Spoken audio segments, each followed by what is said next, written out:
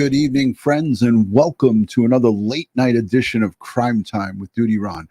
Guys and girls, you know the drill. I'm a retired New York City police detective and a 9/11 World Trade Center first responder. Heck, if you like all things true crime related from the police detective's perspective, you're in the right spot. Hit that subscribe button, hit the notification bell so you get all things DutyRon and when Ed Wallace is available, when we go live or upload another video. Hey, tonight, I want to talk to you about the Savanah Soto Matthew Guerra case, the Preciado and Romanos duo, Towel Lady, aka Towel Lady. We know husband slash wife. There's so many different reports, stepmom, girlfriend.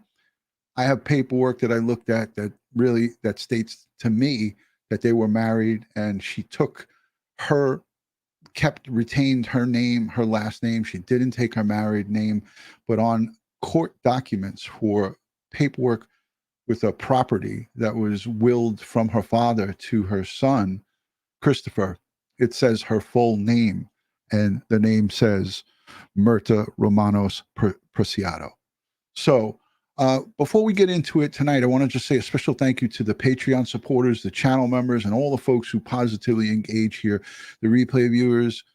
You guys are what makes this a great place. I thank you and I appreciate you so much. And before we even got started, Mountain Girl sent in a super sticker, and she also sent in a super chat. Prayers that we hear charges soon relating to baby Fabian. And amen to that. Amen to that. Christy W., good to see you.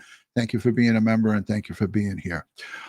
So I wanted to get a little bit of the chat in the beginning here. I want to poll you guys.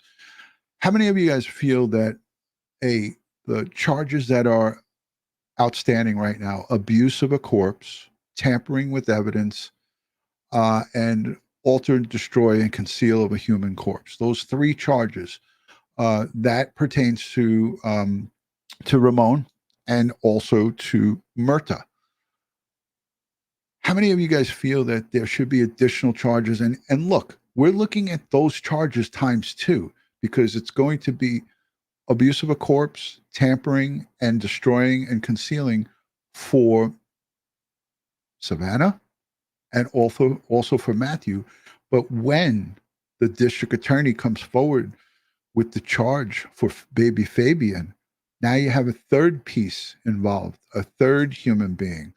So when we look at these charges, and I'm going to get into the maximum sentences if they're found guilty. Of course, they're innocent until proven guilty, but we're going to go over the maximum sentences for those three charges. Now, remember, those three charges are times two as we speak, but those three charges will be times three when baby Fabian is added to their indictments, to their charges. So thank you to everybody for being here. Wendy, great to see you. I was out late tonight. Friday night is always date night with Mrs. DutyRon, so we were out and about. But I want to play this piece for you because we also have breaking and developing news. The funeral services that were set to be to start tomorrow for Savanah Soto and baby Fabian were canceled due to a family emergency. So there was supposed to be a viewing and funeral services starting Saturday, tomorrow, and those were all canceled. So I don't have any other particular details, nor is it any of my business, but that was what was reported. So let's go to what's breaking and what's the latest. To new developments now in the capital murder case of Savanah Soto and Matthew Guerra. Tonight, San Antonio police have arrested a third person connected to their murders. 47-year-old Myrta Romanos. According to the arrest affidavit, her gun was used in the murders. She's believed to be the stepmother of the alleged murderer, Christian Preciado, and Ramon Preciado Jr.'s wife. Ramon is Christian's father. He is accused of helping Christian move the bodies. According to SAPD, Romanos is... Don't get confused. This reporter just mispronounced Christopher's first name. She called him Christian, but she did get right that it's the mom and dad. Some of the reporters are still saying stepmom, but I do believe that it will come out in court documents and in papers that she in fact is the biological mother of Christopher Preciado. is the final suspect in this case. We were able to develop information from surveillance video that shows Miss Romanos involved the night of the murder. That video surveillance shows her at the home right after the murders, and she was seen on video surveillance leaving in that black truck that we all saw on the surveillance video, and then returning to her home with Christopher and Ramon in that truck. Romanos will be charged with 3 felonies: altering, destroying, or concealing a human corpse, abusing a corpse, and tampering with evidence. SAPD believes all suspects are now in custody. As of right now, are you under the impression there are any more suspects? At this time, we're confident that there's no more suspects. At this time, we're confident that these were the 3 individuals that were involved in this case. Police would not say where the murders of Guerra and Soto happened, except that they know it was in the area of the suspect's home.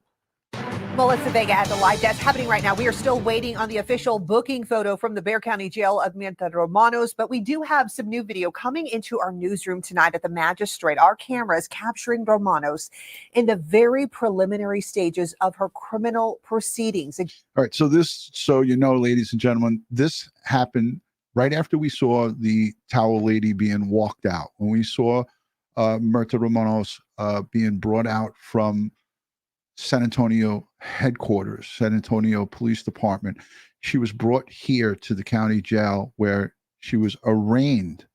So summary arrest, then the arraignment of that on those arrest charges. You're formally told what you're being charged with, and she's handed papers that she's signing. She has $1.1 million bond, which is a substantial amount of money. And I don't foresee her getting bailed or bonded out anytime soon, but that's what they put onto her, $1.1 million. Again, she is facing 3 charges, including abuse of a corpse, tampering with evidence, and altering, destroying, or concealing a human corpse. All 3 felony charges, each with their own bond set. And we learned just a short time ago, those 3 bonds total to more than $1 million. Of course, as soon as we get her arrest photo, she's currently still going through the process of getting booked into the Bexar County Jail. We will share that with you. That is the latest from the live desk. Mandy? Just one day after laying his son to rest, Matthew Guerra's father says this latest arrest is right on time. News 4 San Antonio's Stephanie Esquivel tells us the 3rd arrest opens the door to justice and closure. Call me Pops.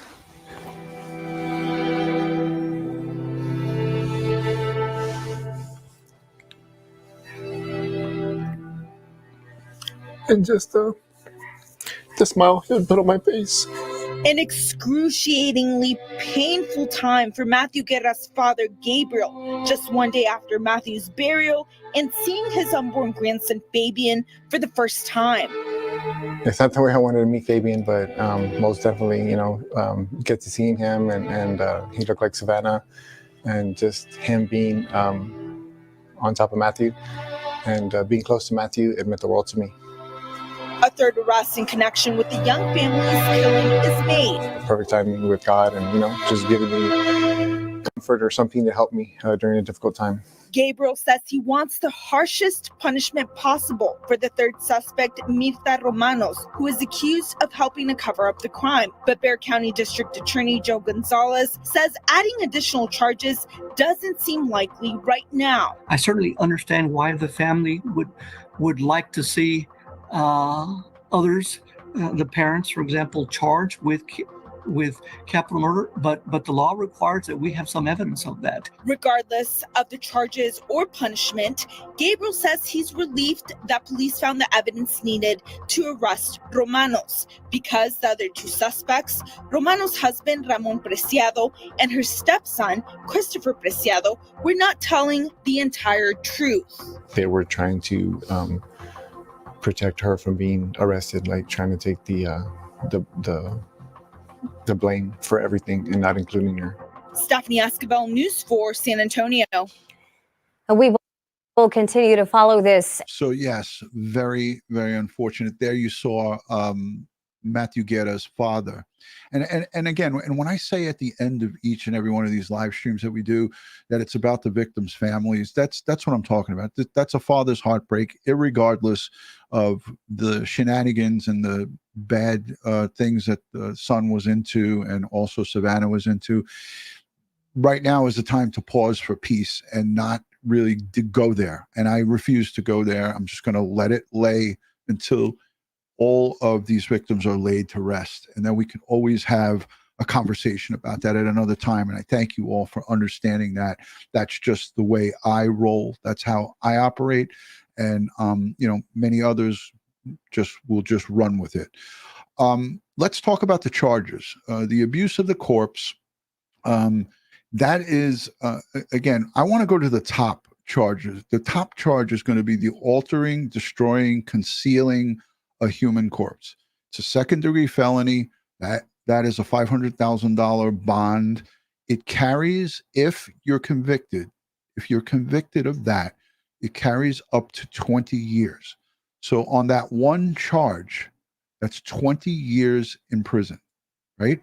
So you look at that times two right now. That's one for Savanah and one for Matthew. When they add baby Fabian onto this, onto the charges, you'll see a third charge added to Myrta Romanos and also Ramon. So there's 20, 40, 60 years right there on one charge, on the alter, destroy, and conceal.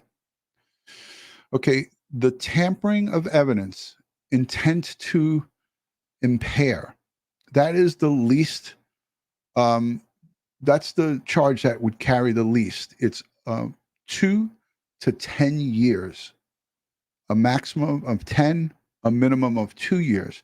But that, if they got the maximum, would be now 30 years. Are you guys doing the math? 60 and 30 is 90 years on these two charges right here. The abuse of a corpse, the first degree, the felony, the least also charged, it carries up to 12 years. So now you're at 90, 100, 110, 120, 128. And you put the 2 years onto it. This is providing they get the maximum sentence, 12 years for abuse of a corpse. So you see what I'm talking about here? Just these charges alone, they are in their 40s, and that would extend to their natural born lifespan. So they could, like I said, never see the light of day if they're convicted of the highest charge. That's the 20-year sentence, altering, destroying, concealing a human corpse. It's up to 20 years. So 20, 40, 60. 60 and 40 is 100. So this is a simple math. So if they get even get convicted, they're charged with all three of these. If they get convicted, you're looking at, they're done. They're done. So I want to go to the chat, hashtag DutyRon. Put your questions in the chat. I'd love to get to as many as I can as I set up the next video that I want to play for you guys. So put your questions in the chat as it pertains to this. I'm going to play this little piece right before we start with the questions. Princess Mitch, good to see you. Black Rose, thank you. Sharon creates. I hope you're feeling better. Let's see. Joey Brooklyn is here. Jennifer Nobles, my good friend. Good to see you. Thank you. Life with no parole. That's ideally what we would like to see, you know? So Nancy Harris is asking, would these be served? It would be up to the judge and when sentencings happen. I'm just talking in general speaking here. Again, I'm not an attorney. This is some of the research that I did on Google, and I reached out to a couple of criminal defense attorneys in the state of Texas.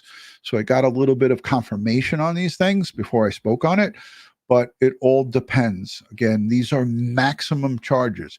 And I think if you look at this horrific and heinous crime, any jury would see this and look at the totality of the circumstances.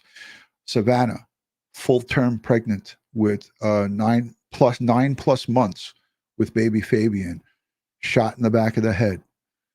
Matthew executed at pinpoint, wherever it was. We don't know if it was the back of the right ear. The police chief McManus pointed to the temple. We know that he was shot at point blank range in the skull. We don't know if it's outside the car, inside the car, whatever the case may be. They're going to look at the totality of this circumstances and evidence that they have, and they're going to go from there. Christopher is looking at the death penalty. It's a capital murder case if they go forward with it. And if there was ever a capital murder case, this is it. This one is it. If you can't get anything more ground ball than this case, and I say that with extreme conviction. And I've seen many, many murder cases in my time. This one is a ground ball. All right, let's let it rip, and I'll go look at some of the comments and the questions after this. Melissa Vega at the Light Desk. We have some breaking updates to pass along for you. We have learned the funeral services for Savanah Soto and her unborn baby Fabian have been postponed. Their viewing was supposed to happen tomorrow and a funeral on Saturday, but we just got word from the family they are dealing with another family emergency, so those services will happen at a later date. Also today, San Antonio police arrested a third person connected to the murder case of the pregnant teen and her boyfriend. So yesterday, authorities arrested a woman they say is related to the two other suspects. This is a picture of 47-year-old Marta Romanos. Police believe that her gun was the one that was used in the murder. She is the stepmom to the suspected killer, Christopher Preciado, and the wife of his father, Ramon Preciado Jr., who was accused of helping Christian, his son, move those bodies. Marta Romanos will be charged with 3 felonies: altering, destroying, or concealing a human corpse, also a charge of abusing a corpse, and also tampering with evidence. Police believe they now have arrested all of the suspects. As of right now, are you under the impression there are any more suspects? At this time, we're confident that there's no more suspects. At this time, we're confident that these were the 3 individuals that were involved in this case. The police would not say where Matthew Guerra and Savanah Soto were killed, except they do know it was near the suspect's home. And just one day after laying his son to rest, Matthew Guerra's father says the arrest is right on time. Perfect timing with God and, just giving me comfort or something to help me during a difficult time. Gabriel Guerra says he wants the harshest punishment possible for the third suspect, Marta Romanos, who is accused of helping cover up the crime. But the Bexar County District Attorney, Joe Gonzalez, says adding additional charges right now does not seem likely. I certainly understand why the family would like to see others, the parents, for example, charged with capital murder, but the law requires that we have some evidence of that. Regardless of the charges or punishment, Guerra says he's relieved that police found the evidence needed to arrest Romanos. We will continue to follow this developing story and keep you up. All right, so there you have it, folks. Again, they would love to charge as much as they can. The district attorney needs, as you heard Joe Gonzalez say there, we need the evidence to charge additional charges. Now, I went to the chat because the chat is swelling and it's going fast. Mountain Girl asked a good question, and I can't find it because the chat's gone too far. But she asked a good question because she pays attention just like everybody else does. What was Marta Romanos signing at that arraignment? And more than likely, she was signing paperwork acknowledging the charges that were brought forward to her, and if there was any orders of protection issued or anything court related. It's all court related documents that she was signing there. She wasn't signing anything for, bond or bail or anything like that. This all has to do with the charges that are being brought forward to you. And then, different jurisdictions do it different ways, but essentially she's signing court paperwork, and that's it. So let me look at the chat, because there was a lot of questions. If I missed your question, just put hashtag DutyRon again. Okay. So Realistic says, DutyRon, I don't recall police saying it was weed connected. They say narcotics, correct? If they find drugs, the search and home, will more charges be added? if they found narcotics during the search warrant, those search warrants will be also returned within a very short period of time. When I say the search warrants being returned, I did that for 10 years in the New York City Police Department. This warrant squad shirt, that's all I did was warrants. But you have to return your results within, for us, it was 48 hours. We had to return to the judge who issued the warrant what we obtained from that home. So that doesn't necessarily become public record in a high profile case like this, but it could become public record. We saw it in Brian Kohlberger when they did the search warrant in Pullman in Washington, and then they did one over in Pennsylvania. We saw the returns from those warrants, and everything was listed. So we'll see what they have there. In the probable cause affidavit, it basically told Christopher Preciado's version of events that didn't add up, and I believe he was the one in that probable cause affidavit. I believe he was the one that said it was going to buy marijuana. I'm not 100%. I still have the probable cause affidavit. I could pull it up, but that's not what this live stream is about. I'm pretty sure that it was in writing and it was his words, which are just BS. Everything that he says in that probable cause affidavit is bull crap. So, all right. So let me look at the chat. A lot of questions about premeditation. Listen, we can all think, and thoughts and opinions will vary with everybody. Here, this is the Sherry. Thank you for this question. Do you think that it was premeditated since Christopher had Myrta's gun and she keeps it locked up, and that can't that connect her to the murders? No, because look, if you have a firearm in your home, right, and someone takes it without you giving them permission to take it, and sometimes in places where firearms are, the laws are kind of lax, and I don't live in Texas, but I'm pretty sure that Texas laws are a lot different than what they are here in New York. But like my registered firearm that's here with me, nobody else can touch that gun. I keep it locked up. But if one day I keep it unlocked and somebody grabs it that lives within my house and takes it, that doesn't necessarily mean that I'm going to be charged with what they do with it. I mean, there's always that potentiality for that to happen. But the answer to your question is that no, she can't be connected with the murders, because if she could, they would have already charged her with it. And you heard the district attorney, and this is not popular for people to hear this, but the bottom line is you need to show proof that she intended for him to use her gun to commit these murders, and it's very hard to show that. You need a lot. So do the parents have to testify against the son, says Judy? I do not think so. I don't think we'll see that. So good to see you, Scott. Thank you for joining. Hi, Cheryl. Barbara George is here. Curious Kiwi. Lots of people chiming in the chat. The chat's going crazy.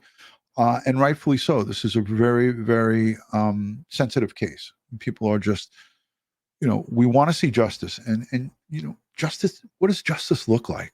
Justice looks like whoever is responsible for pulling that trigger and murdering Savanah and Matthew Guerra and baby Fabian needs to be brought to justice. And I think right now we have Christopher Preciado in custody and charged with capital murder. There's still this whole process, right? There's the whole process that the district attorney talks about, that capital murder committee. Now, I hope that capital murder committee has common sense and that they see the totality of this crime and the evidence that they have. And I hope and pray sooner than later, that the charges are upgraded on Christopher Preciado for the murder of baby Fabian, who was a full term, a baby that was ready to be delivered, was going to be delivered on the 23rd. That Saturday morning, she was going to be induced and have this baby. Got my answers. I should wait longer. Apologies. Listen, man, the chat is going crazy. I'm only a one-man show here. So let me go back and take a peek at the chat really quick. Yeah, Cat H, right. But the district attorney has to follow the letter of the law. You can't just randomly and wildly go and charge somebody with another capital murder without having concrete. They want to dot their I's and cross their T's. What would we rather see? Would we rather see them rush to put these charges? Christopher Preciado is not going anywhere. He is locked down on 2 murders. He's got 2 murders charges on him, capital murders actually, and he's not going anywhere. So he's on, this is a bad use of words, but he's on ice, ladies and gentlemen. He's not going anywhere. So the DA needs to tie that knot and make it perfect. And I say this, and I present this to you guys, be patient and let him do it. Let him do it and get him good. Because if he gets him sloppy and then those charges don't stick, then we're done. You get one shot at it.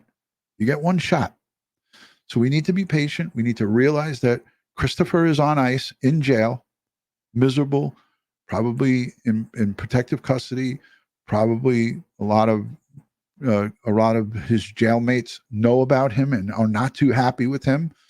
You know, a pregnant 18-year-old with a baby is now dead, gone. These inmates they're not fans of Christopher. He doesn't have a fan club in there. That much I can guarantee you. Let's look at the walkout of Preciado's, the father and son. Let's look at this walkout. Who wants to see? This was a week ago. The walkout. Again, he says fake news. He says crazy stuff, fake news, and all this nonsense. But by a show of hands in the chat, who wants to see this walkout? Who wants to see the walkout of Preciado, the father and son? I want to see it again. Put a 1 in the chat if you'd be interested in seeing it. Put a 2 if you really don't want to see it. And who here notices the Crime Time with DutyRon sign? Nobody said anything about the Crime Time with DutyRon sign. That's brand new, by the way. I just put that up the other day. I have it on low because I don't want it to be like really shiny. I think everybody wants to see it. Yes, Christopher is definitely in protective custody. He's not in general population in the county jail. They have him separated in a single cell, and he only gets out for an hour, and he's supervised, and nobody's getting near him. Nobody wants him killed in prison before he's tried for these murders. And he's going to be tried, I feel very confident, under the capital murder clause. And this capital murder committee, if they have common sense, they will go forward. Because if there was ever a case that constitutes capital murder, this one is it, ladies and gentlemen. You can't get it any more straightforward. All right, let's take a peek at this. This is just 2 minutes, so it's pretty quick. Here we go. Everybody wants to see it. Let's do it. Let's do it. This is from last week.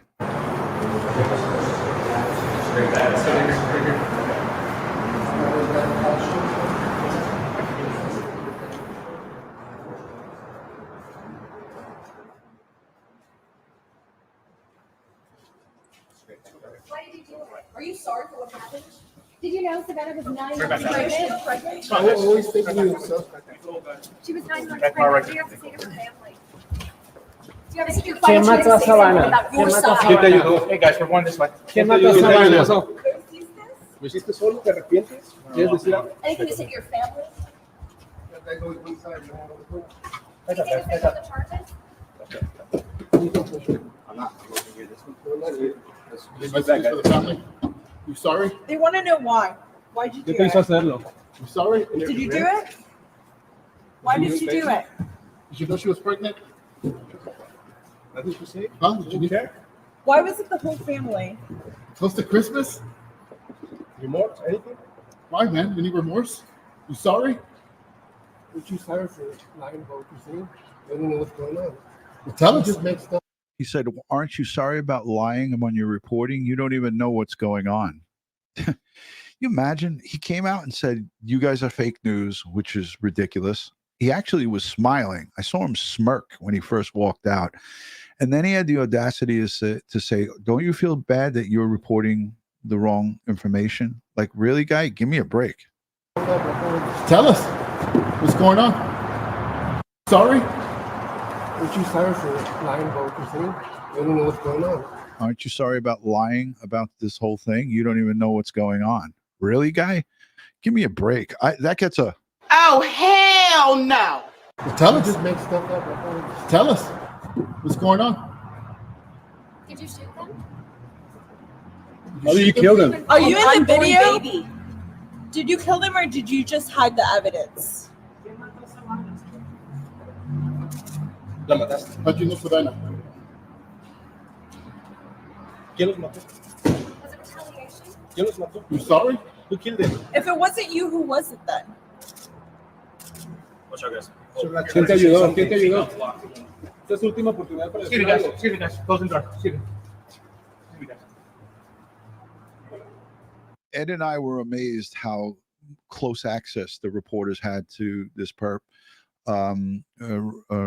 Ramon, they were like right on top of him, and they didn't get as close to his wife, Myrta, but they were right on top of her too. They were pretty close, but it was amazing how close they were and how nonchalant he was. He was just like, it was just like nothing. I don't know, by a show of hands, how many of you guys caught that in the beginning of this walkout? He smirked with the officers. He gave like a little smirk, like he was just like, he was happy about it. Like, oh, look at all this attention I'm getting. That's the read I got from him when he came out of that tunnel and into that hallway. He just seemed like he was, this is cool. That's what makes him 10 times evil, is that he has no remorse for it. He should have just kept his mouth shut and not said a word. But he couldn't help himself. He couldn't help to keep his mouth shut. He had to talk. And that's what makes him 10 times more evil, is that he had the audacity to say some stupid shit.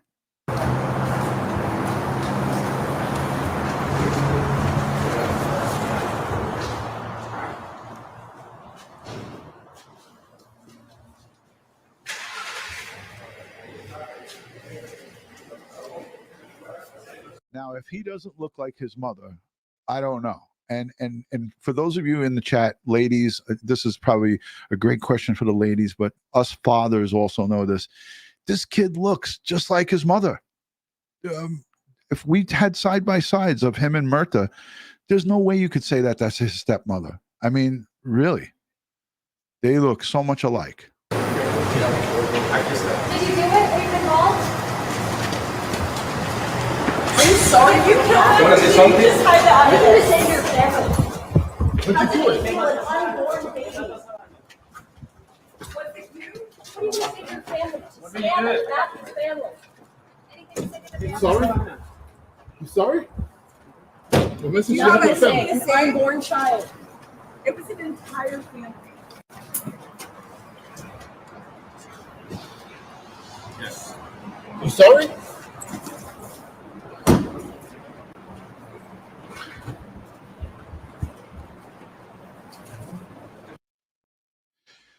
So there you have it. I want to see if I can now quickly jump to the mom's walkout. I think I have it right here.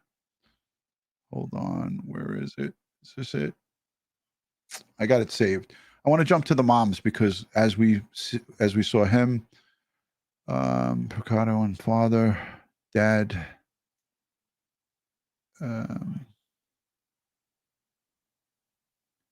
Okay, here we go. So 7 minutes and 25 seconds. Here we go. All right, so here's Myrta.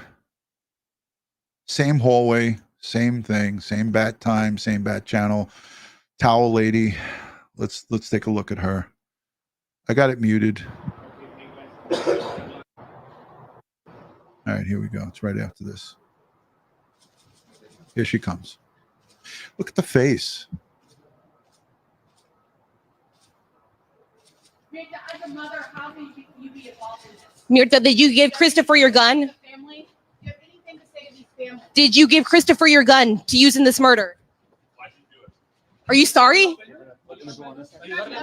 Excuse me, guys. Nothing to say to the family. Did you give Chris?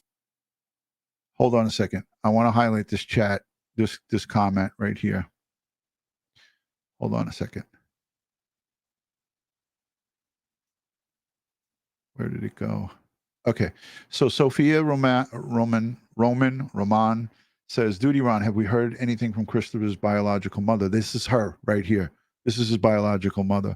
And then I have paperwork to show it. I've seen the paperwork. This is the mom. So here we go. Christopher your gun. She's right here, folks. How can you sleep at night? How have you been able to sleep at night?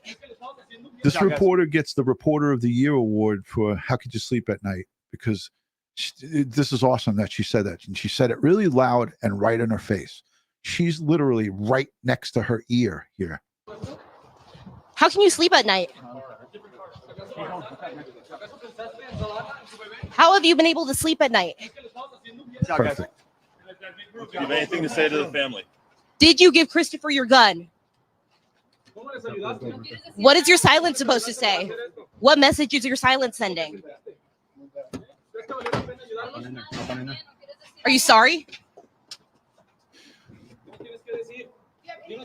Does your silence mean anything? What do you want people to know? What do you want to say to Savannah's mother, Matthew's mother? Excuse me.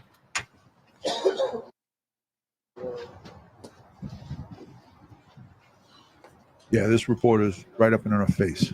And it's raw and it's great. That is Mirta Romanos. San Antonio police just arrested her in connection to the murders of Savanah Soto and Matthew Guerra. Savanah was pregnant at the time of her murder, according to police. She was reported missing back on the Friday before Christmas, and police found her body and Matthew Guerra's body in a car on December 26th, the day after Christmas. Last week, San Antonio police made 2 arrests in this case, Christopher Preciado and his father. And now we have Mirta Romanos, who we're told is the Okay, I want to highlight this again because this is going to be like a common thread here. Beatrice says, biological mother, why Romanos and not Preciado? I have paperwork that says both her maiden name, her birth name from her parents, which is Romanos, and also on paperwork it says Romanos Preciado. Many women do not take their husband's last name. My own cousin, does not have her husband's last name. It's pretty simple. And again, on paperwork, legal documents, it says that she's the mom of Christopher, and it doesn't say stepmom. Anyways, here we go. Let me let the rest of this play. mother of Christopher and married to the father of Christopher. So we are expecting to get an update from police as to why they think she's a suspect. But we know from the search warrant, some paperwork that we've gotten, that she told police that she was sleeping the night that this happened, and that she said it was her gun.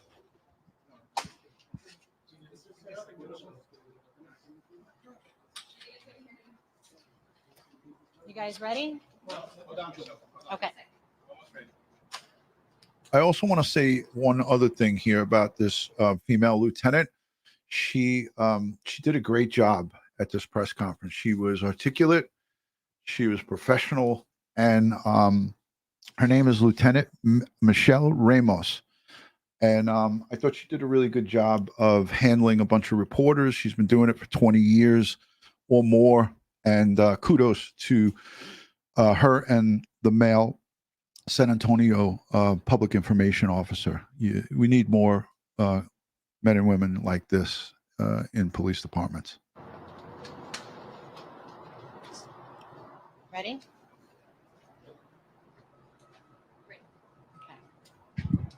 Good afternoon. Thank you for being here. We're going to provide you with an update on the Savanah Soto and Matthew Guerra case. First and foremost, once again, SAPD wants to extend our condolences to the family of Savanah and Matthew. Today, as you And it's a class act that all of the personnel, including the police chief, McManus, always extends their condolences to the families. And that's very important. saw, we just made another arrest. This is the third arrest in this case. Just to recap, back on December 23rd, Leon Valley PD reported that Savanah and Matthew Guerra were reported missing to their jurisdiction. On December 26th, SAPD officers received a call for a disturbance. When those on this case, they followed every lead. They were able to get surveillance video, which led them to these arrests that were made. On January 3rd, we made two arrests, 19-year-old Christopher Preciado and 53-year-old Ramon Preciado. There was a lot of information on social media that there was a third individual involved. Our homicide detectives were aware of that. However, we were looking for enough probable cause to make that arrest and to present the best case forward to the DA's office. Today, that happened. They were able to develop enough evidence to charge 47-year-old Myrta Romanos. That's Myrta Ramanos. She is believed to be, I'm not sure exactly what the relationship is, but maybe a stepmother to Christopher, 19-year-old Christopher. She is being charged with 3 felonies. The first one being alter, destroy, conceal a human corpse, which is a second-degree felony. She's also being charged with abuse of corpse, which is a state jail felony, and a third charge. So they list these charges in they list the charges in the most severe first. So she did the alter, destroy, and conceal of a human corpse, which carries 20 years. And then she went to the abuse of a corpse, and then the tampering with evidence, which carries 2 to 10 years. The abuse of a corpse, 12 years, friends. So she did it in order of severity. And I'll just play it again so you can hear it. Christopher, 19-year-old Christopher. She is being charged with 3 felonies. The first one being alter, destroy, conceal a human corpse, which is a second-degree felony. She's also being charged with abuse of corpse, which is a state jail felony, and a third charge, tampering with evidence. Through our forensic unit, we were able to develop information from surveillance video that shows Miss Romanos involved the night of the murder. So this is good information. We played it already. I'm going to stop it there. Again, we talked about this earlier. Lori Gregory says these 3 charges they are getting is the only 3 charges, or 3 charges on each death. It's going to be 3 on each corpse. So each person, each decedent, and we have pregnant mom, Savanah Soto, and we have Matthew Guerra. So there's 2. And when baby Fabian gets added into the mix here, which he will be added, it's just a matter of time, there's going to be the third component, and it's going to be 3 separate charges for each individual. I can't say that slow enough. Can't say it clear enough. I hope everyone understands. I hope everyone reads the replay, watches the replay, and listens to what I'm saying, because that's what it will be. Okay, as far as the concurrent or consecutive, that is all up to the judge and the courts and how they do that. But it's going to be times 3, folks. There are 3 individuals who lost their lives, not 1. So each of these charges is going to be compounded. Right now it's times 2. So that's what we're looking at. So I want to just go to the chat and again, check in with you guys, and let me see what I missed with super chat wise. Christy, thank you for being a member. Mountain Girl. So this is, I think I got all of these. All right, cool. We're good to go. This has been Friday night coverage from Crime Time with DutyRon on this case. I didn't want to let a day go by because everybody was questioning me on DutyRon.com about the charges, and also questioning Ed and I about the funeral arrangements and what was going to happen this weekend, if there was going to be protection there. And the same thing with Matthew. We got the same type of questions. And then once I saw the headlines when I got home that they postponed Savanah and baby Fabian's funeral or viewing for tomorrow, I thought, well, tonight would be a good night to just go live and talk to you guys about it.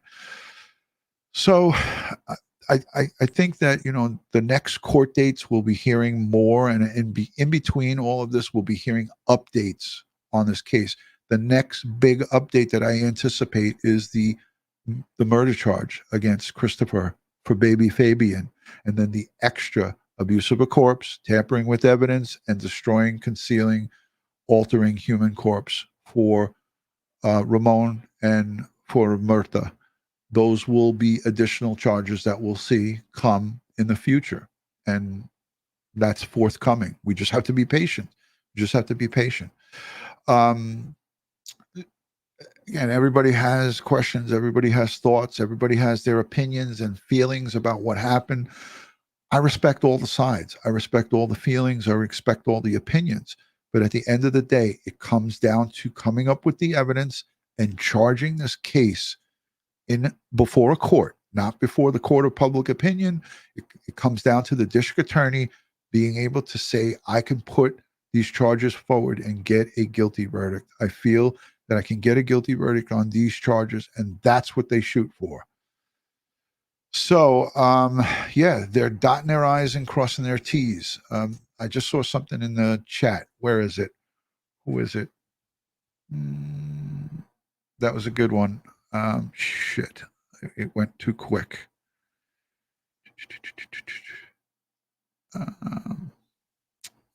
Kristen, if you see it, grab it.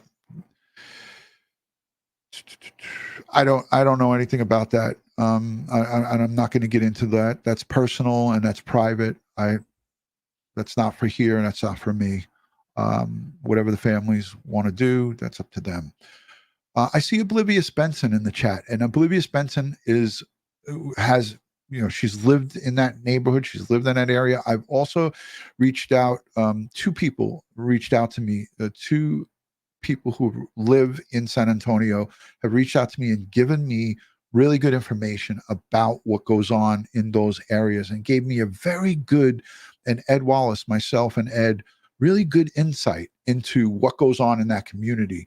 And what goes on around the apartment complex where the Kia was recovered. And according to locals, that's not an area that anybody goes into. That's not an area that anybody goes into unless you have business in there.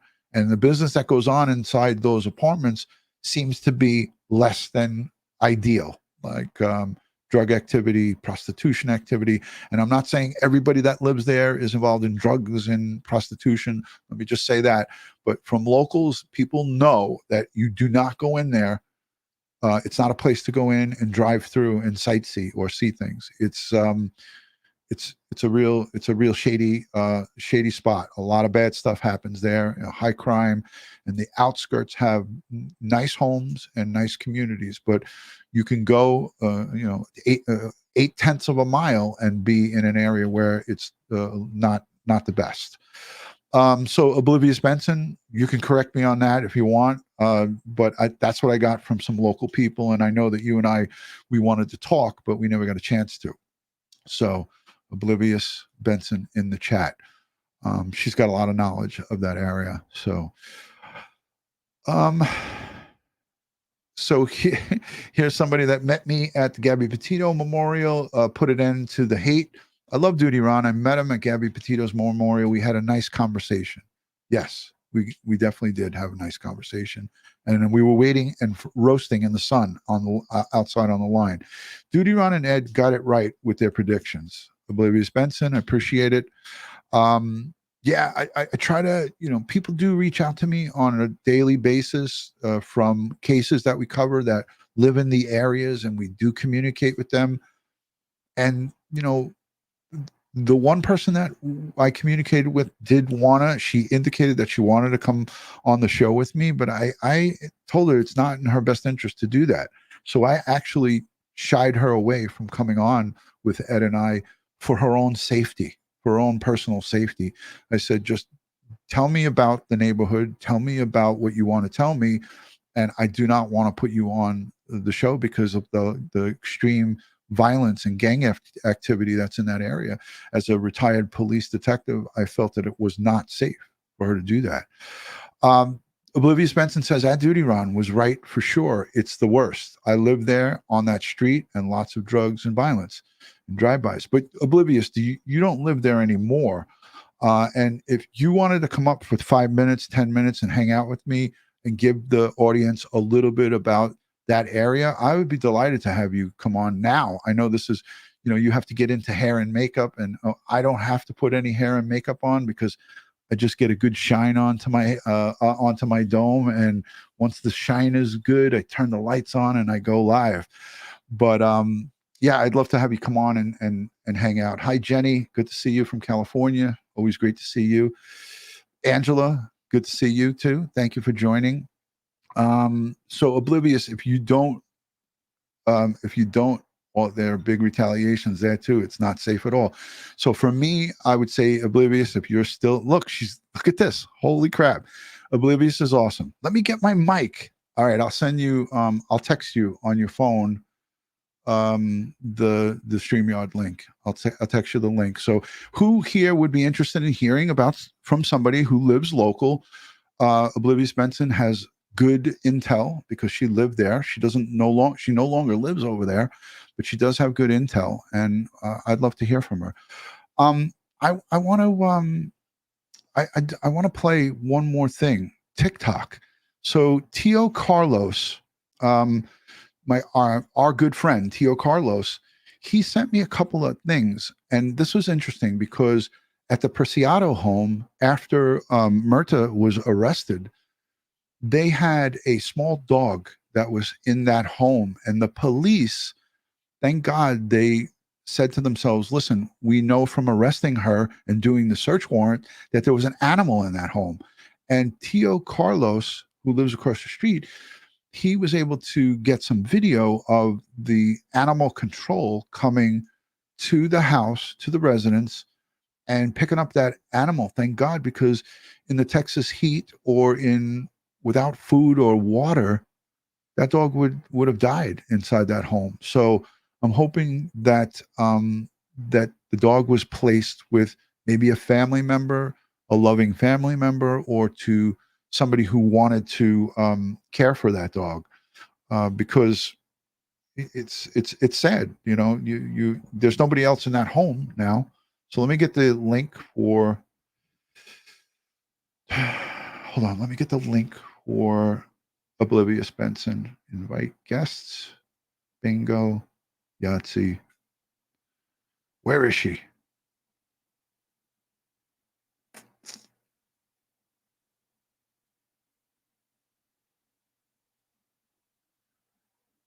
Okay, I just texted it to you, Oblivious. Miss Benson. I hope the dog gets home. Me too. I love animals. There's Carlos. He's in the chat. Tio Carlos, good to see you. A great guy, great friend. I just texted with him before I went live here tonight. So there's Carlos. Everybody loves him. Show him some love in the chat. And he's got a great TikTok account, and he's given us a bird's eye view from straight across the way, right across the street. And on his TikTok account, you got a bird's eye view. So good to see you, Carlos. I hope you're feeling good.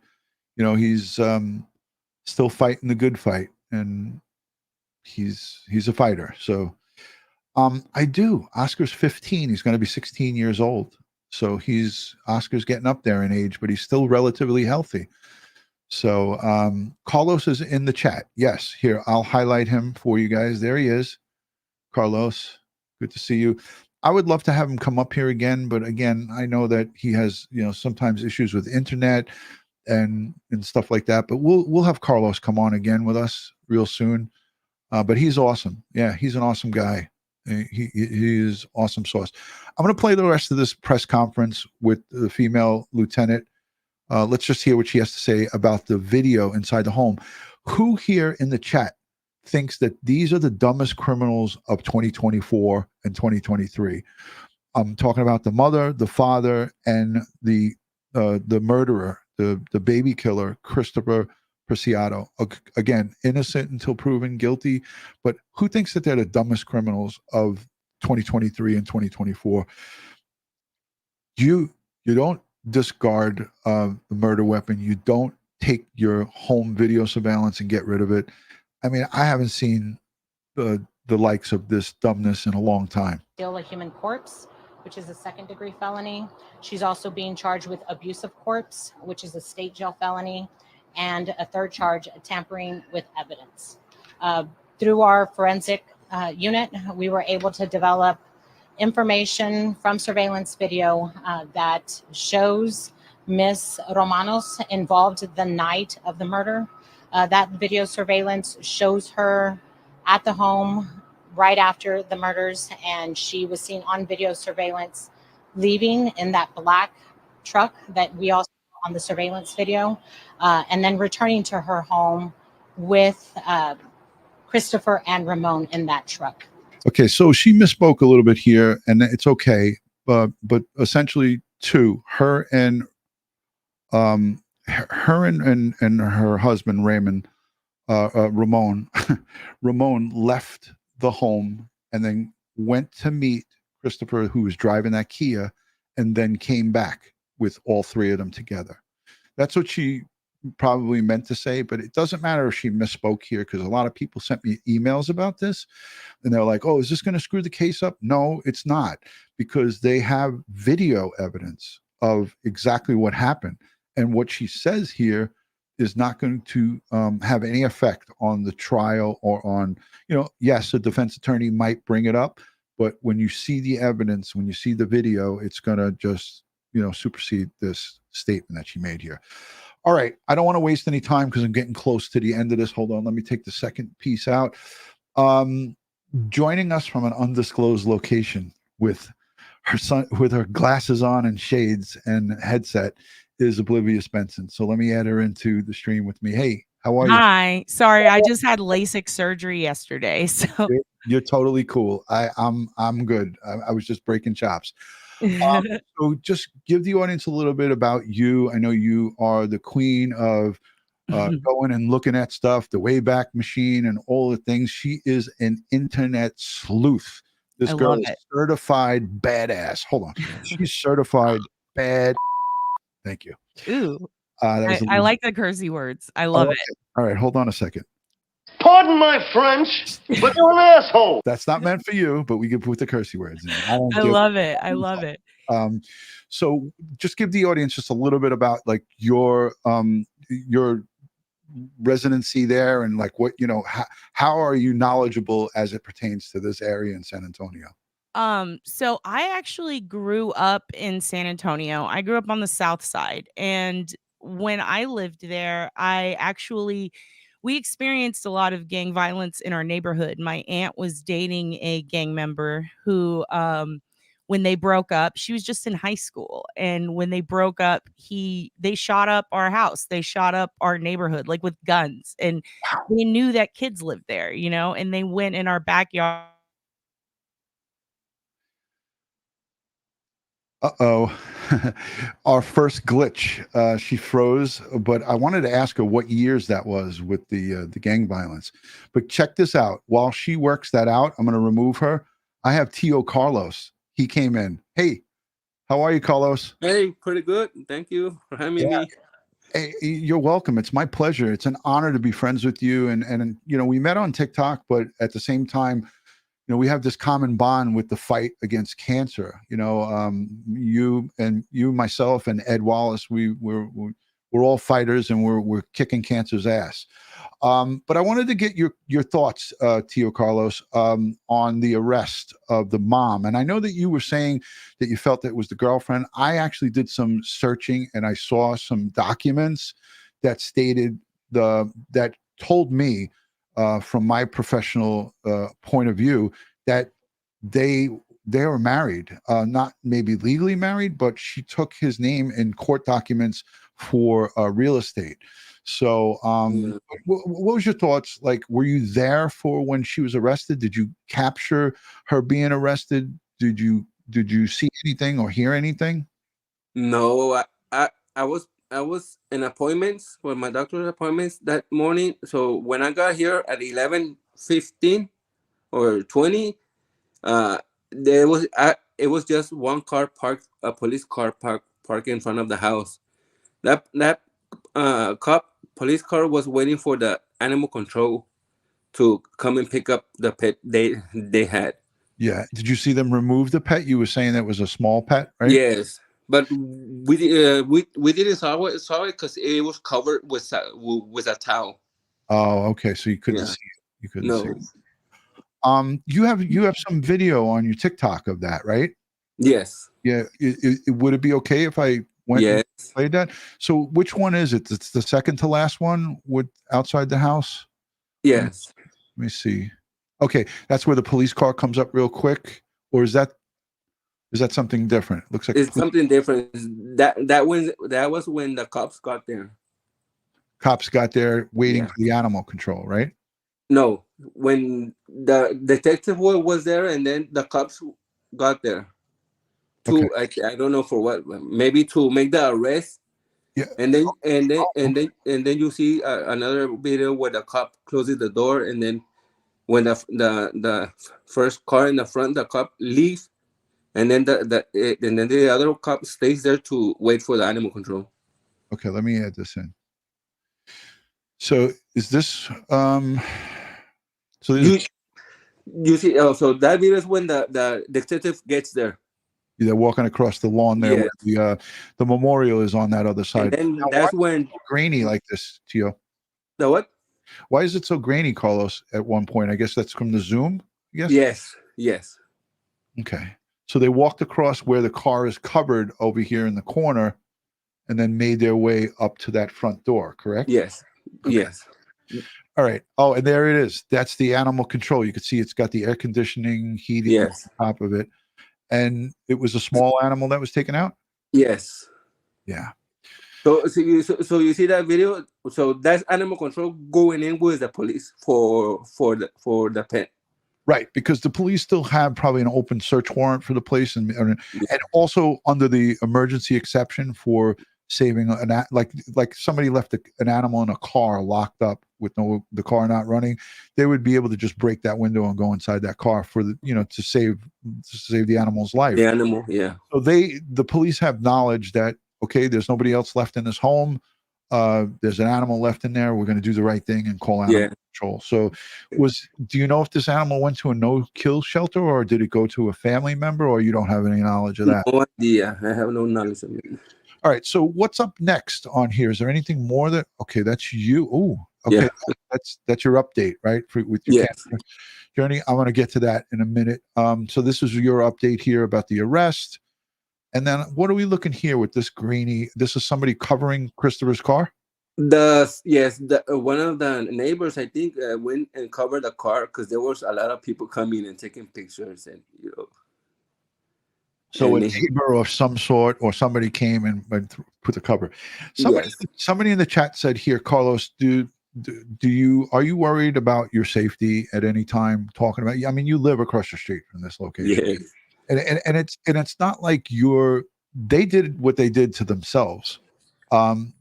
Nothing that you're showing here exposes anything that has to do with a crime or any crimes. So it's not like and I say this with pretty strong conviction. Christopher has no arrest history. The father has minor arrest history. The mom has some arrest history, but nothing major. What you're showing is this is just your neighborhood. So it's not like that you are saying, oh, I have them on film doing, and that's the memorial there at the stop sign, it looks like, or that's a pretty clear picture. So I wanted to ask you, do you feel in any way? And I did tell you, I said to you, if you don't want to come on, it's up to you. So when I sent you the link, I said that you don't feel obligated. So yeah, people are saying in the chat, they're worried about you. And do you feel like safe, or do you feel like, are you worried? No, I feel safe. I feel safe here or any sort or anything like that. Excuse me? No threats or anything like that. No. Yeah. No. I mean, like I said, you didn't witness any crime, and you're not a witness to anything. You will not be subpoenaed and brought in or anything like that. And I wouldn't bring you on here if I felt that you were a danger. All right, let me see if Oblivious Benson came. Oh, yeah, she's back. All right, hopefully her internet is cooperating. DutyRon, has forensics been spotted at home, and do we know? I'm not 100% sure, Mountain Girl, what you're saying. DutyRon, has forensics been spotted? Oh, okay. So maybe what she's asking is, did you see crime scene or anybody like with evidence collection of anything or of any sort like that? It was it was on the first video that I post when they were taking pictures of the cars and of the truck. Right. I'm gonna get to that. I'm just scrolling back. Where we saw the officer in the driveway, right? This one. Yeah, those. Okay. That video is when they took the truck and everything. Yeah. So this is the tow truck driver. Ed and I did this video with you on 2-3 nights ago when you came on with us. And Ed was upset that the tow truck guy drove that car out of the driveway. We would have liked to have seen that flatbed back up into the driveway and roll and hitch it up and then pull it up onto the flatbed. But instead they chose to drive it out into the street and then situate it. That's the flatbed going forward, and then hook it up and then just probably winch it up from there. Under forensic standards, Ed Wallace would have liked to have seen nobody touch that car. See the guy with the yellow jacket getting out? That's the tow truck operator. Yeah. He said nobody should have gotten that car, and it should have been flatbedded straight out of that driveway. But that's not what you witnessed there. You saw them it out. Yeah. Yeah. I mean, hopefully that doesn't have any bearing on the case. But again, I think the video surveillance of them coming and going and the evidence that they have from Christopher's cellular device and so forth. And we don't even know, Carlos, there might be video surveillance of this actual incident taking place. Yeah. We do not know. Yeah. So I'm going to take this off. That's your TikTok. I'll link it in the description if you don't mind. And you want to hang out with us for a little bit? There's Oblivious Benson. She used to live in the neighborhood there. And could we clear up a little bit of something, Carlos, if you don't mind? Yeah. The amount of time you've been living there, has it been 7 years or 7 months? It's going to be 8 months. Okay, 8 months. So somebody, I guess, from TikTok was coming to my site and saying that you had said on TikTok that it was 7-8 years, and then people were confused. But I said he was pretty straightforward with me about it. It was pretty clear. So almost 8 months. All right. So that's good. Let me bring Oblivious Benson if she gives me the thumbs up and she's ready to come back. Yay. Second time's a charm. Hey guys, sorry, our internet is terrible because of the weather. Also, hi Tio Carlos. Oh, I love you. Big fan. I almost sent you Rolando super tacos, but you said not to send anything else to your house. So, I'm not asking for nothing, but can you send them here? Yeah. Oh, you would love them, Ron. Rolando's, they have tortillas the size of your head. They're big. They're big. All right, That's so where I grew up eating. let's get back into it because I don't really do 2-hour marathons, and I'm an hour and 8 into it, and I want to get some of your thoughts. So I wanted to just ask you the shooting and stuff that you were saying about with your family. When was that? How many years ago was that? So that would have been like 1990. And I remember it was the same year that Heidi Seaman went missing and Erica Boteo, and probably 2 years after another little girl. That was the big thing growing up, was gang violence was a big issue and missing kids, because we had some high profile missing children's cases and we had a ton of gang violence. Now, I was on the southeast side by Macreela's Mall. I lived there for about a decade, and then I came back when I was in college, and in high school I worked at 99.5, the big radio station there. So I was kind of there for different pockets of my whole life. But when I lived there as an adult in this area, right by Tio Carlos, I was over by the medical center, and then I lived by Ingram. And then I lived off Days of Vala, which I probably shouldn't say publicly, but whatever. It's the past. It was a long time ago. But I can tell you, this is the area where like Lena Sardar Kill went missing. And this is the area where there are from there to about the west side, there's so much gang violence that it has become pretty much a regular occurrence on the news. But there's pockets like where Carlos lives. That's actually a really nice little area. It's a very nice neighborhood. And you'll notice on 8/10 of a mile from the dump location. and then just 3 blocks south and then a little bit to the east, Cool. you're going to have the medical center, which is where it's a ton of medical students. You're going to have a lot of doctors, a lot of law practices.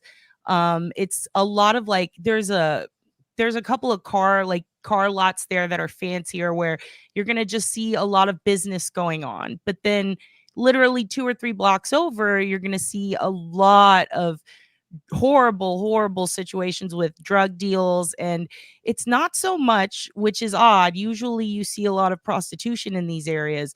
You don't really actually see that in the north side or really anywhere else so much but the west side and downtown, I would say. It's not really like an open air market in San Antonio. It's more of like an online thing now. But even back then, even in the early 2000s, it was mainly gangs. That was a huge issue. And if you go watch, I wouldn't even watch the news. I would just type in gang shooting, capital murder, San Antonio. And this is something I really wanted to bring up because I think that you and Ed, you stressed this on a live a while back about holding the persons accountable and about focusing on the capital murder charge and how that's going to go down. If you type in capital murder gang San Antonio on Google right now, you're going to see like 100 cases of. Well, we looked at the LexisNexis, and we went back, Ed and I, we went back and looked at 2023, and we were just like, whoa. It's insane. Off the hook. And not just that, like there was a kid who 1 month ago got busted. He shot 7 or 8 people, I believe. He killed 3. And he actually had a literal machine gun. Yeah. He was on the run. He fired 100 rounds. I know that. Same haircut, everything. I know the case. I have it saved. I was going to play it on another live stream, and we're thinking this along the same lines. I'm doing the same kind of detective searching and work. But my point is that there's pockets of problems, and then there's pockets like what we see here. And I want to add this to the stream. This is the Preciado home, right? This is nice homes. I mean, I'm going down and around. I mean, you're looking at built-in pools in the yards. You look at this. Yep. This is a beautiful area.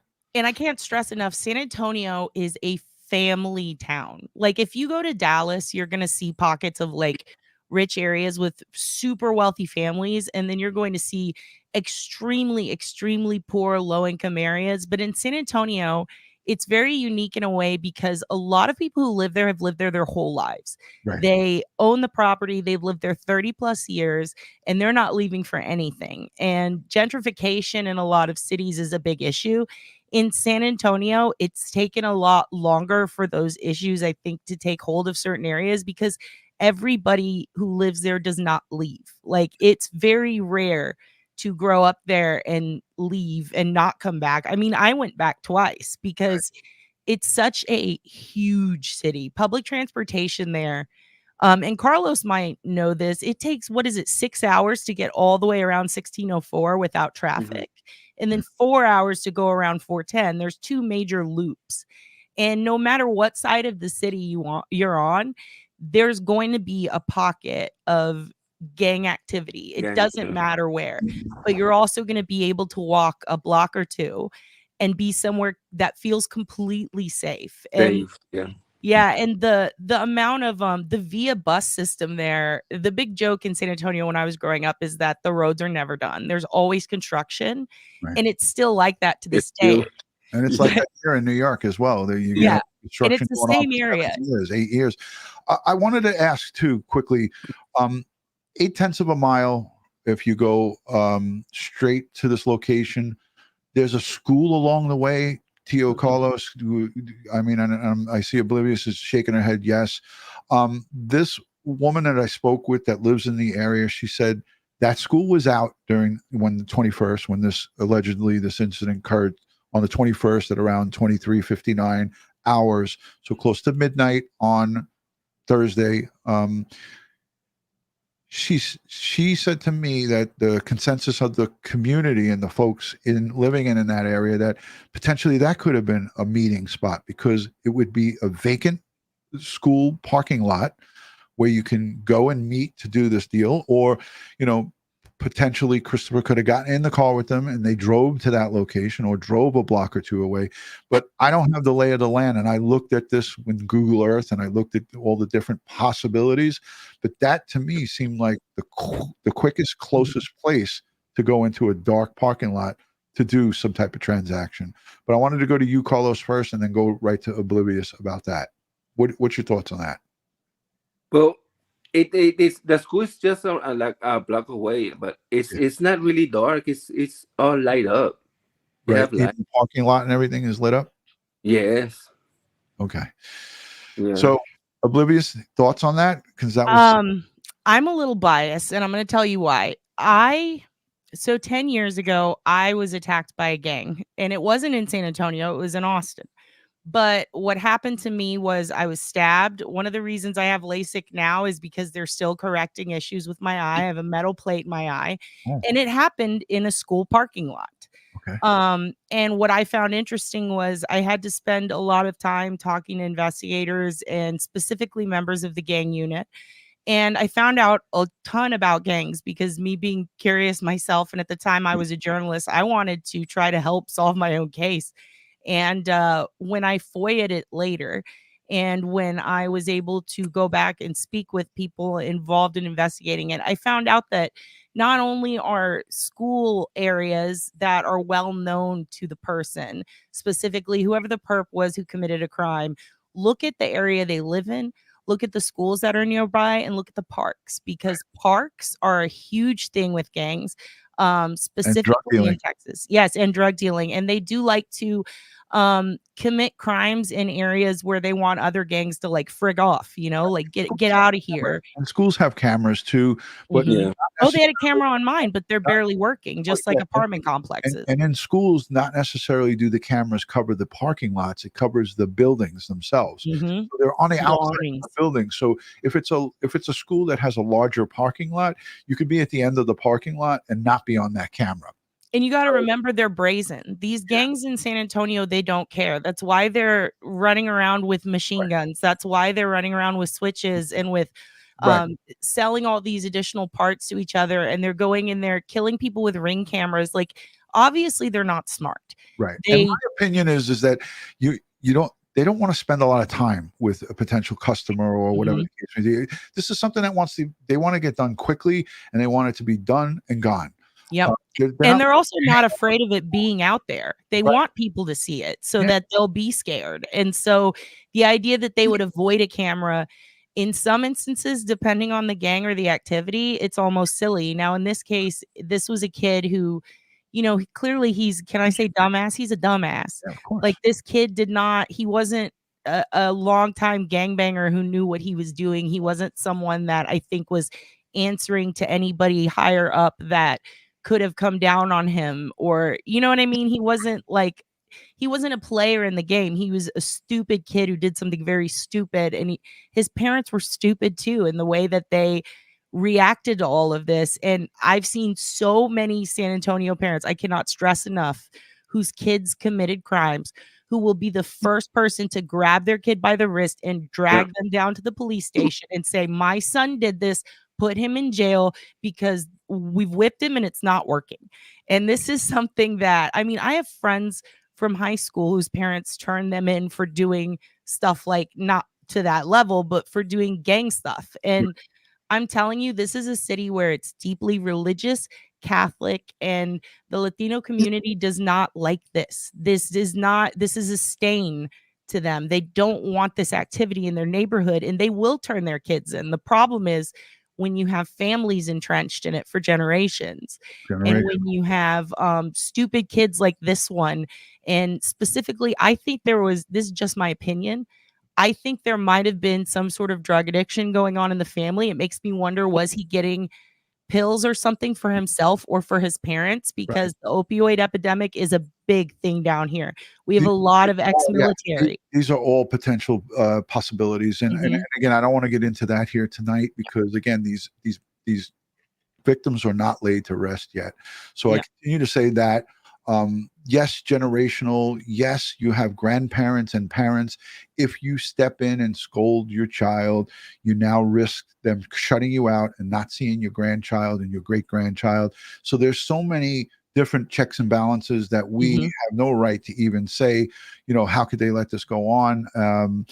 You know, at the end of the day, it's a tragic situation where you have an unborn child that is now murdered at the hands of a drug transaction, and you know, nobody wins here. But at the end of the day, I say this, that, you know, an open forum of a conversation from each side is something that we always like to do. I always like to have an open, you know, town hall meeting, if you will, where people give their thoughts and give their ideas. But there's, again, I try to pump the brakes a little bit on that and say to myself, there'll be plenty of time for us to talk about this while the trial is going on or before the trial goes on. But right now, I'm just going to err on the side of caution and say, hey, listen, you know, we could have a million possibilities of what happened here. But Carlos, I wanted to just, again, go to you because I asked you 3 nights ago when it was you, me, and Ed were on. I said to you, have you ever heard gunshots from your house? And you said no.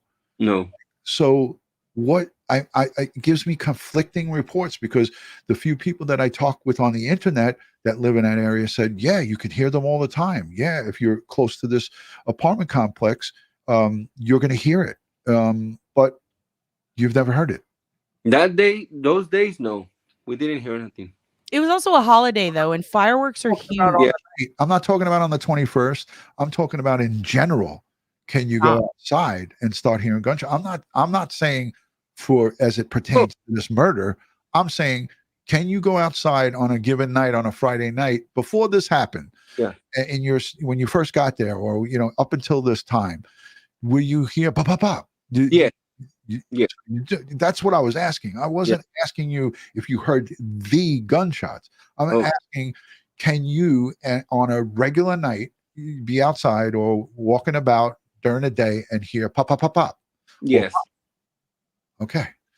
So that's why I guess you didn't understand what I was saying. I wasn't asking about this case. I was just asking about the general vibe of the neighborhood. And so there you have it, folks. I mean, this apartment complex, also, I was told that some of the people who live in there were at one time back in the day, and maybe Oblivious Benson might be able to verify this, that they were taking some of the folks who were coming over into Texas from the border and putting them in that apartment complex, housing them.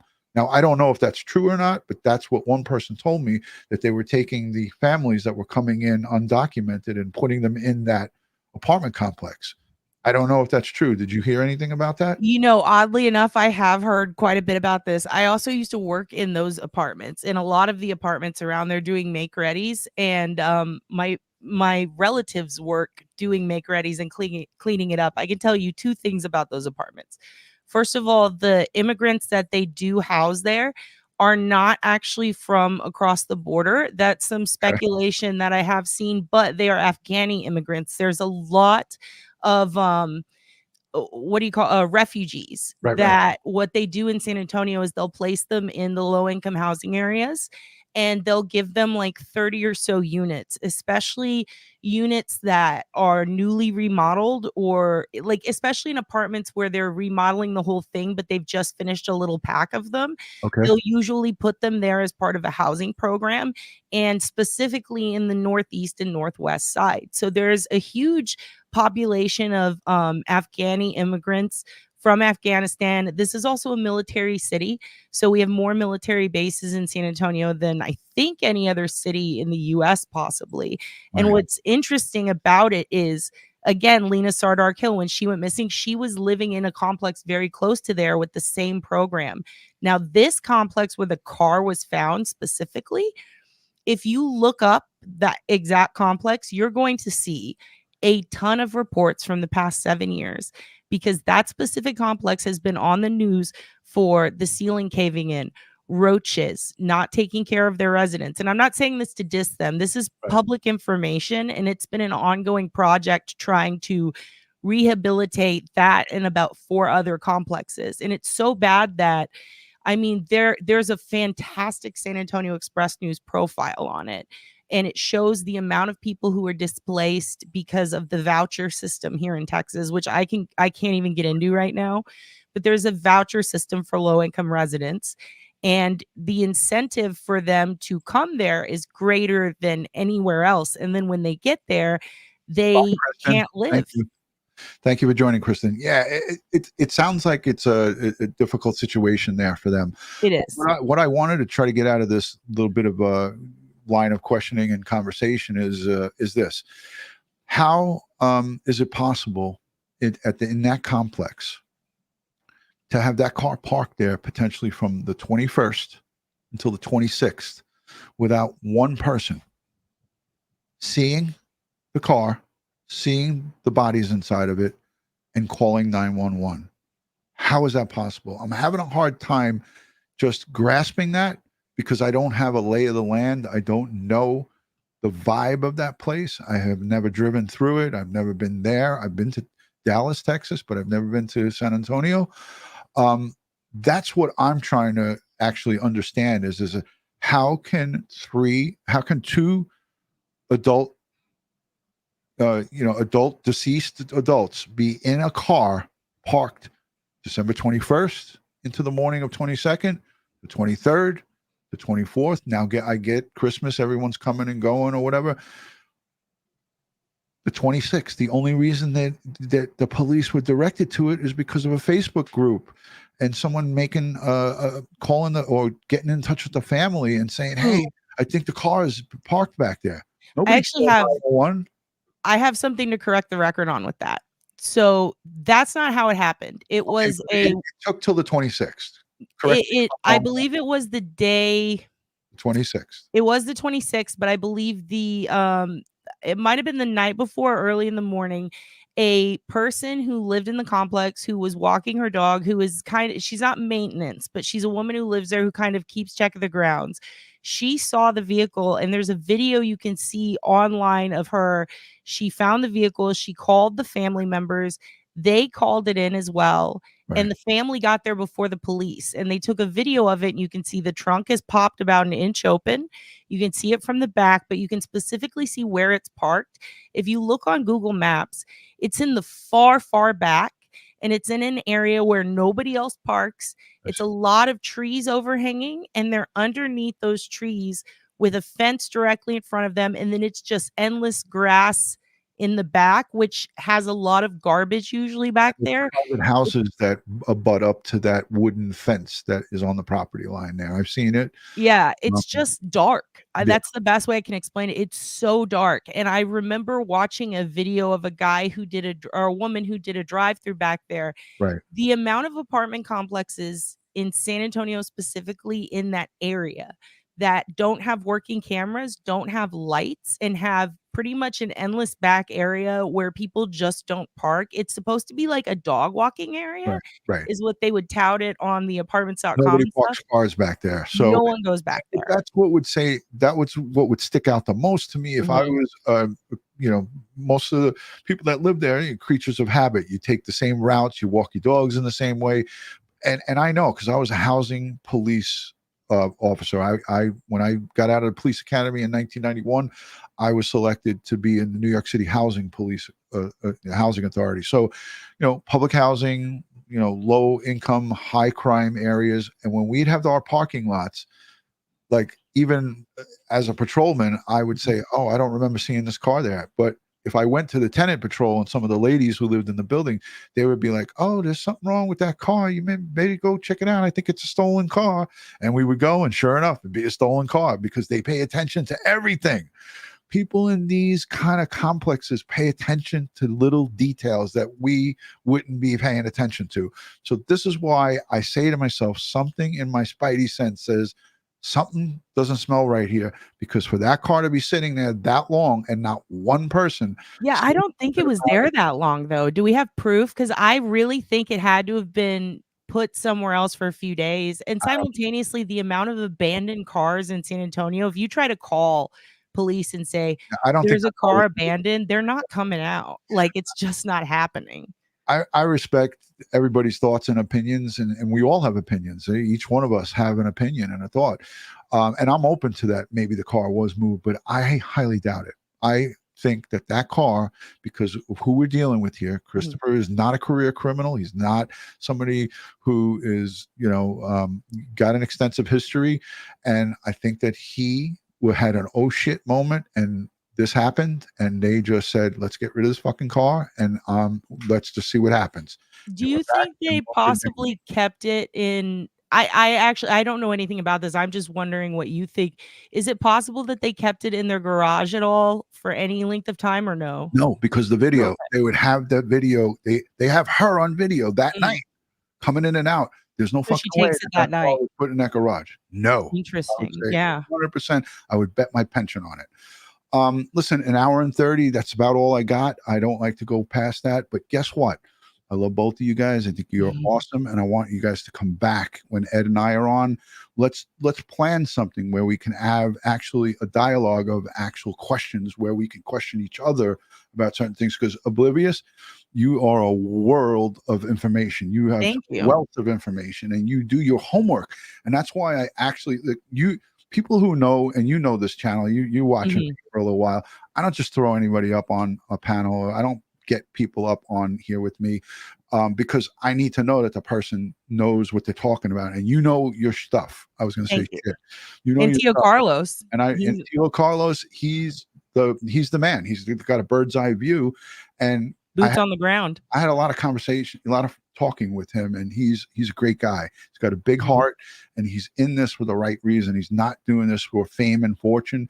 He's doing it because he's a concerned citizen. He lives there, and guess what? If I lived across the street from people who were involved in this type of brutal murder, you bet your ass I'd be fucking recording them too. You know what I mean? I would do the same thing. And that takes, pardon my French, but that takes some balls, Carlos. I just hope that you're okay. Protect yourself, dude. I remember Diane on the corner, who's in the chat here. She might, I don't know if she's sleeping yet, but she might be in the chat.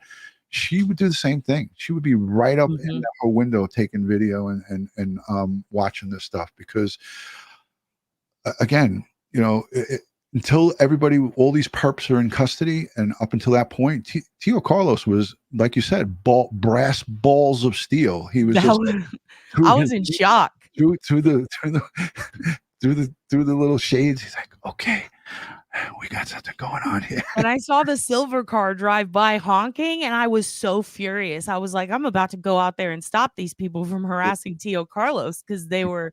Exactly. Driving by honking. It was crazy. But yeah, it's a quiet neighborhood he lives in. And you're taking some risks, but we appreciate you. And we'll protect you like Selena, brother. I promise. Awesome.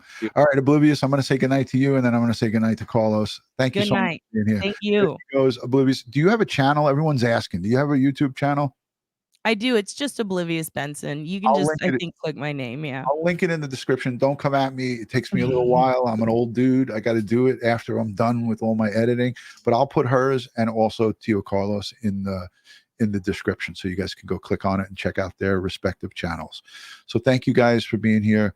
I'm going to remove Oblivious first, and then Carlos will say goodbye to you. Good night. Thank you. Thank you. Thanks. All right. Carlos, again, stay in touch with me. I really appreciate your perspective and your view of this. And we've had our little conversations. Like you asked me for some advice, and I said, look, this is what I would do. If it was me, this is what I would do. And, anytime that you have any questions or anything like that, don't hesitate to reach out. We got our phone numbers, we exchange numbers, and I'm wishing you really good success with your health journey, and keep staying healthy and keep doing everything that you're doing. And I'm praying for you and your wife and your family. Thank you. Thank you, Carlos. Anything else that you might want to add before you go? No, just that's it. You're the best. Did you show those pictures that I sent you? I did. I saw that with the cameras.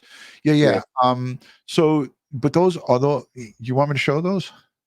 You want me to So show? yeah, so people can. Okay. So, just give me 2 seconds. So these are the cameras on the house, right? On their Yes. house. On their house. Yes. So I just got to get my WhatsApp going. All right, here it is. Just want to make sure. So people can, get an idea where the cameras are. All right, so these are the cameras from outside of the Preciado home, and this is what the police took. Video evidence. This is the evidence that they used to effect this lawful arrest. So let me just add this in. So this is coming straight from the front of their house, right? This is one side to the driveway, right? Yes. Where the driveway is. And that's that same camera. So it's looking directly down. This is the red pickup truck here. Let me see. Let me see if I can zoom this anymore. Oh yeah, there you go. So this camera, I would imagine the female lieutenant, Ramos, lieutenant, what was her name? Michelle. Hold on. Oh yes, Ramos. I was right. Lieutenant Michelle Ramos made reference to that they were able to see the two go out in the black truck and then return with all three, Christopher, herself, and Ramon. This is another one under like the side looking towards the stop sign, I believe. Yeah. Yes. Okay. Yeah, and then that's it. These are great. One's up close and one's back. Yes. So you have a view of the side. If anything was to happen on the side of that house, like people are still asking in the chat, where did these murders take place? People want to know, and we don't have the answers. Nobody knows. We don't know. So if in fact murders took place on the front lawn or in that driveway or on this side, they would have it. Yes. They don't. They don't. No. So I think that's the end of it. Yeah. Oh yeah, and then there's the video, but it's small. Yeah, we looked at these already. So let me stop that. Yeah. So yeah, I feel strongly that they have a real strong case against Christopher. There's more to this that we will find out in the coming weeks, months. We just need to be patient, and these answers that we're all looking for will unfold as the court process goes forward. The wheels of justice sometimes go slowly. But I want to just quickly go to the chat and say, if you're not yet subscribed to here Crime Time with DutyRon, please consider subscribing, hitting the thumbs up, and also following me all social media, one word, DutyRon. Yes, I'm on TikTok, and so is Carlos. I have his TikTok. I'm going to link it quickly in the description. He's on TikTok. He's got like 47,000 followers there. I know his channel blew up when this all started happening. But Carlos has a lot of content of his cancer journey before this content came, before this story developed. And it just happened to happen in his front yard, essentially. So go and support Carlos and check out his cancer journey, because his TikTok is a chock full of his fight and some of his family. And he's got a beautiful family, great, wonderful, loving wife. And, I can't overemphasize the importance of going over and supporting Carlos over on TikTok, and anything that you can do to help him out, or, keep him in a positive, light. And, this is all here. Our heads do a lot of the healing. So, and inside. So, I'm wishing you all my best, Carlos. And will you come back again sometime soon? If we need you and you want to come on and talk about it? Yes, I will. Great. I appreciate that. All right. So I'm going to say goodnight to you, and then I'll say goodnight to everybody else. There goes Carlos. Everyone follow him on TikTok. Thank you. Have a nice day. Thank you. Thank you, Carlos. All right, there he goes. Ladies and gentlemen, that concludes the 1 hour and 39 minutes. Holy crap. Holy shiitake mushrooms. I hope you guys enjoyed this coverage. I didn't plan for the guests to come, but they it developed, and I thought it was good. So I appreciate you guys being here. Much love and respect from my house to yours. Guys, as I always say, let's send strength, prayers, and positive vibes to the victims and their families. The police detectives, the EMS, the paramedics, the district attorney's office, and everybody that's going to be involved in bringing justice for baby Fabian, for Savanah, and for Matthew. Let's send them strength, prayers, and positive vibes, and let's get behind these people and fight for justice, because we need to be there and stand strong with the people, the residents of San Antonio. All right, guys, good night from New York City. God bless, and we'll talk to you soon. Peace from Crime Time with DutyRon. Thanks for joining.